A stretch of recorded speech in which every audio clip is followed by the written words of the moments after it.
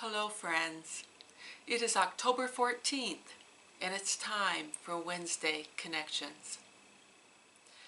As we continue to experience the world in not so welcoming and warm ways, one of the things that comes to my mind a lot is what is it like to really be a neighbor when you're in this kind of environment right now. And I don't want to make it sound extremely pessimistic because, oh my goodness, I interact every week with the most beautiful people that most people could ever experience. So please understand, this isn't about pessimism, but I also hear from many how hard it is to experience all the unrest and the ugliness in the world. And so when I think about being a neighbor, it's all about being a neighbor today that I want to talk to you about. There is a passage of scripture from Matthew chapter 22, and it's in verses 37 through 39. When a lawyer came to Jesus and asked him the question, "Who is my neighbor?" In Matthew 22, this is how he responded, how Jesus responded. And he said to him, "You shall love the Lord your God with all your heart, and with all your soul, and with all your mind.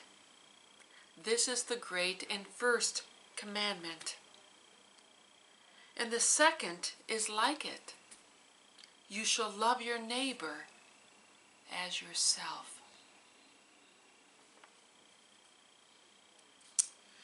What's funny about this is, who is my neighbor? That is what the lawyer had proposed to Jesus before this passage of scripture. And that question makes it seem as if some people are not our neighbors. Like, Jesus, help me distinguish who is my neighbor and who is not my neighbor. And sometimes when I look at that scripture, I think it's trying to say to us, there are those that we don't have to care about. But you know me well enough to know that really bothers me a lot. Spiritually, as spiritual people, we know otherwise. There is no one, absolutely no one beyond the scope of our concern. But loving all people requires we start somewhere. There is a man named John Henry Newman, a really great and renowned preacher, who said, "Loving all people requires that we start somewhere.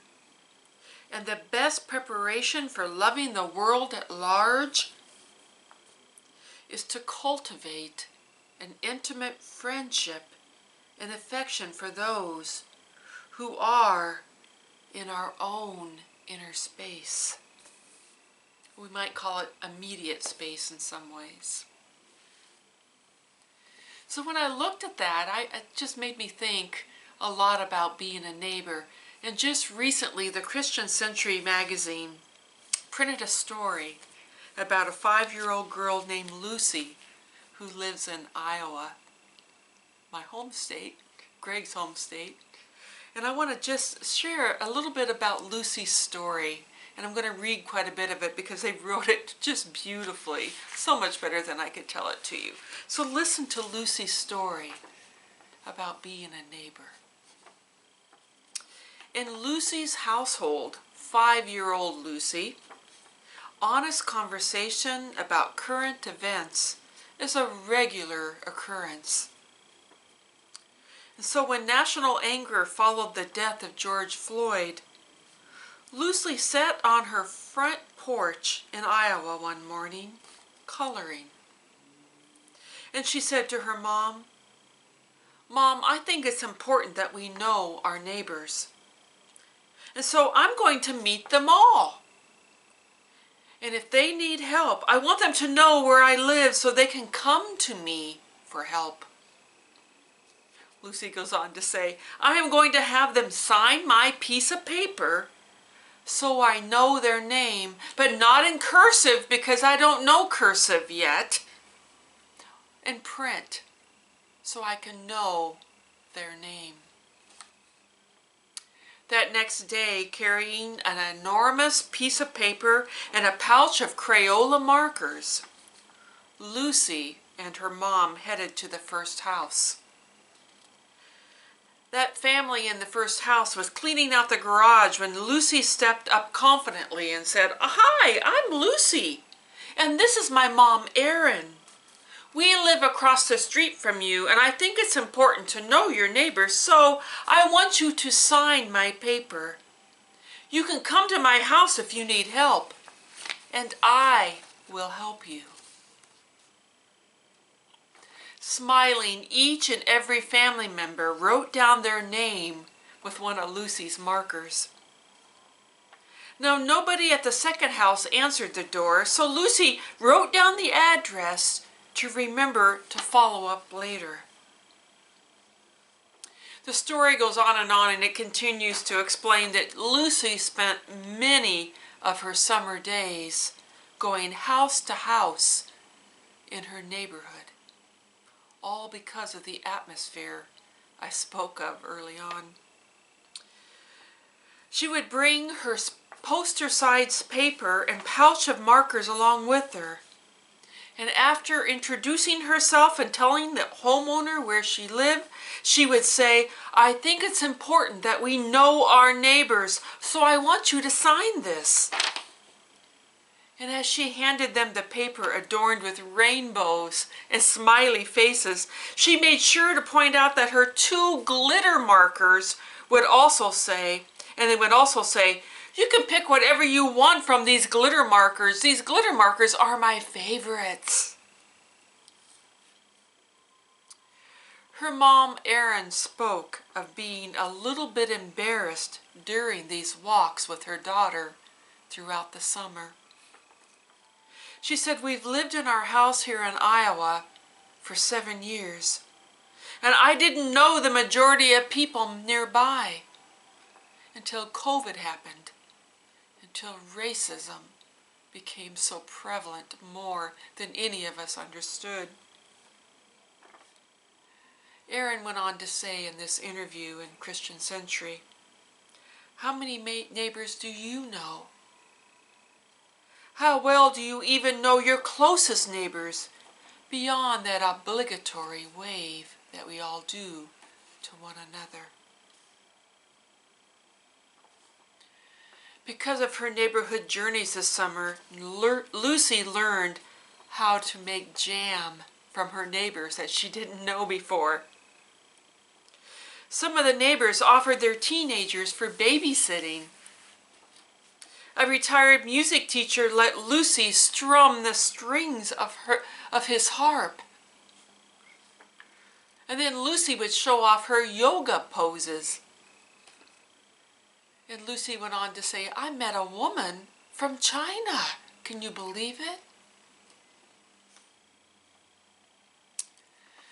One of the most powerful parts of reading this story was that, and then when Jacob Blake was shot, Lucy's response, "Mom, we have got to go meet some more neighbors."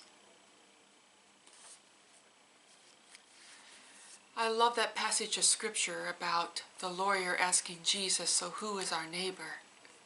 And then when I read this article in Christian Century, and I gave you just some highlight pieces of it, I was so moved. First of all, it was my home state that Lucy lives in.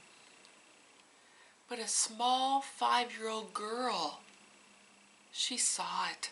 She saw the depths of what's going on in our nation. And she looked at her mother and says, "We have got to meet our neighbors." Last week I ended my time with you, by singing in the United Methodist hymnal. And I'm going to invite you, if you have a United Methodist hymnal, to grab it right now. I want us to sing together that we are the church. It is on page 558. It is a song that I think Lucy would like, 5-year-old Lucy. If I can find where she's at, I want to connect with her and talk with her more. But it is the words in this hymn, "We Are the Church," which is often a childhood hymn that we know from our childhood, is so powerful. And it is meaningful as you and I go forth and we try to get to know our neighbors more, like Lucy did. Because I truly believe that's where the transformation of this nation and this world begins. We are going to sing just the first 4 verses of "We Are the Church." Sing with me, my friends. I am the church, you are the church, we are the church together. All who follow Jesus all around the world, yes, we're the church together. The church is not a building, the church is not a steeple, the church is not a resting place, the church is a people. I am the church, you are the church, we are the church together. All who follow Jesus all around the world, yes, we're the church together. We're many kinds of people with many kinds of faces, all colors and all ages too, from all times and places. I am the church, you are the church, we are the church together. All who follow Jesus all around the world, yes, we're the church together. Sometimes the church is marching, sometimes it's bravely burning, sometimes it's riding, sometimes hiding, all times it's learning. I am the church, you are the church, we are the church together. All who follow Jesus all around the world, yes, we're the church together. And when the people gather, there's singing and there's praying, there's laughing and there's crying, sometimes all of it saying, I am the church, you are the church, and we are the church together. All who follow Jesus all around the world, yes, we're the church together. I think it's important we remember that we are still the church together.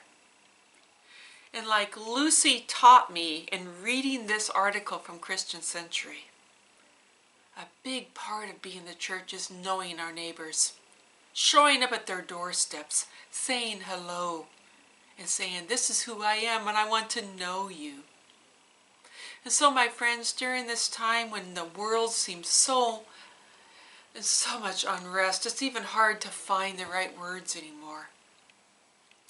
I invite you to remember that we have an influence in the space that we are in. And to go to your neighbors and say hello like Lucy did. And say, I'm here for you. And if you need help, come to me. I'll see you again very soon. And as I've said so many times, I miss you more than you know. It's hard to be away from you. We'll see you again soon. Bye-bye.